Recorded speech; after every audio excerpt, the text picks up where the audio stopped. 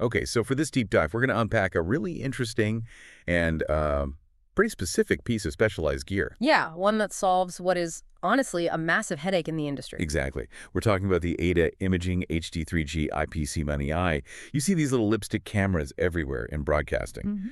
And our mission today is to figure out, why in a world that's going all IP, AIDA is still leaning so hard on 3G SDI technology.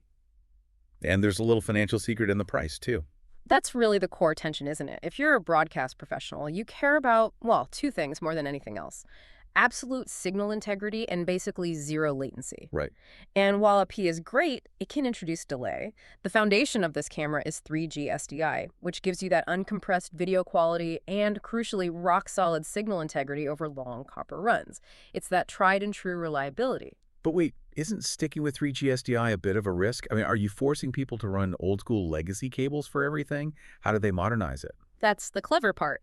They married the best of both worlds. The video stream itself, that's handled by the unshakable 3G SDI connection.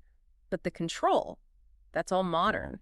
They use high-quality Sony CMOS sensors, and they implemented VIA over IP for all of the communication. And for anyone who doesn't know, VIA is basically the common language for controlling robotic cameras.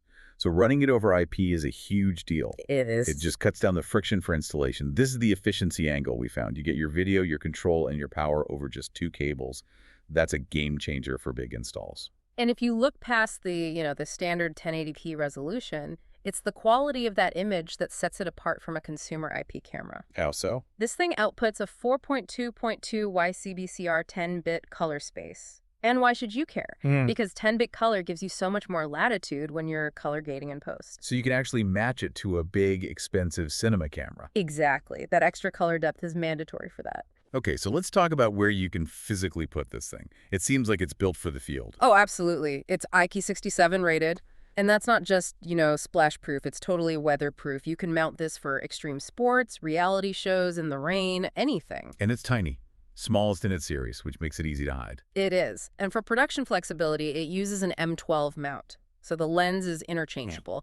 You can swap out the stock 3.6mm lens if you need a different field of view to match another camera. Which is a huge advantage for POV shooting and powering it. Pretty straightforward, 12 volts DC, but they include a PoE dongle adapter in the box, which is a nice touch. So again, it all goes back to that idea of minimal wiring, maximum efficiency on set. Right. Now we have to get to the financial reality check. This is where we found a really unexpected insight. Okay, let's hear it. So the current price is $450, and there's a 10% discount code out there, 10% off. Yeah. But that's not the interesting part. What's the critical detail then? AIDA added a 15% tariff on all their products, and this was effective October 9th, 2025. Okay. The key thing is that $450 price you see today, it already includes that tariff. Wait, really? So it's not something that gets tacked on at the end? Nope. It's already baked in.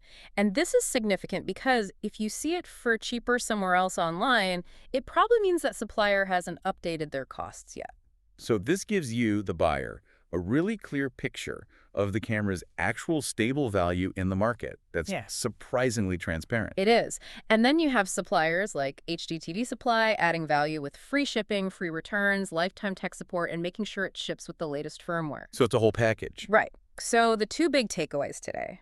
First, you're getting this amazing fusion of robust, low-latency SDI video with simple, modern IP control.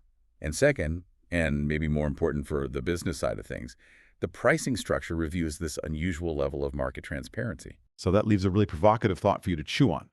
Since the price so explicitly details that 15% tariff added back on October 9th, 2025, what might that level of transparency suggest about the future? About the stability and cost of specialized broadcast gear? Something to think about. Are we maybe seeing a shift toward more honest cost communication in this whole market?